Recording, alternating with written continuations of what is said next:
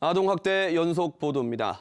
KBS 특별취재팀이 최근 2년간의 아동학대 판결문 1,400여 건을 모두 분석했습니다. 가해자는 도대체 왜 아이를 학대했을까요? 이들은 대부분 낮잠을 자지 않아서 또는 형제와 싸워서 같은 아이들의 사소한 행동을 탓했습니다. 사회적 인식과 장치를 위한 근본적인 해법 마련이 시급합니다. 보도에 차주하 기자입니다.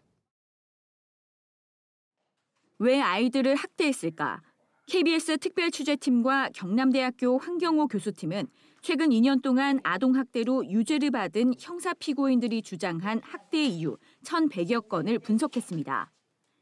낮잠을 자지 않거나 울음을 그치지 않아서, 형제와 다퉈서, 문제를 틀려서 등 80% 이상이 아이들의 사소한 행동이 꼽혔습니다. 가출이나 절도 등 아이들의 일탈은 3%뿐, 나머지는 부부싸움이나 홧김에 등 아이들과 상관도 없었습니다. 전문가들은 부모 교육 등 인식 개선을 위한 제도가 필요하다고 말합니다. 아동학대를 범죄로 여기지 않고 내 새끼 내 맘대로, 사실은 아동학대로 입건되는 사람들 중에는 가장 다수가 존재할 거예요. 아동이 있는 가정을 관리하는 방식으로 철학을 변경해야 돼요. 실제 굿네이버스가 가해 부모 230여 명에 대해 분노 조절과 양육 방법 등을 알려주고 아이와 관계를 회복하도록 맞춤형 지원을 했더니 재학대율이 절반 이하로 떨어졌습니다. 화가 났을 때는 이제 어떻게 참아야 될지, 문제 행동을 했을 때는 어떻게 대처해야 될지 굉장히 이제 꼼꼼하게 좀 알려드리려고 하는데 6개월 이상의 사례 관리로 변화가 가능하다라고.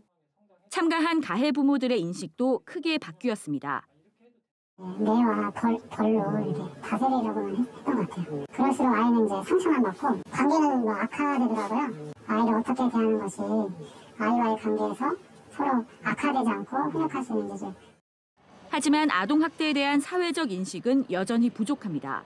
지난해부터 민법상 징계권이 삭제돼 부모의 체벌도 금지됐지만 여전히 부모의 60.7%가 체벌이 필요하다고 답했습니다. 아동 쉼터와 인력 부족 등 아동학대를 둘러싼 과제가 많지만 사건이 불거질 때마다 단발성 대책 마련에 그치고 있습니다.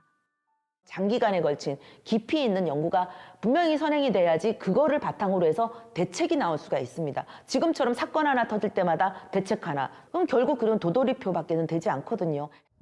아동학대로 숨진 아이들은 2018년 28명에서 2020년 43명으로 해마다 늘어나고 있습니다. KBS 뉴스 차주하입니다.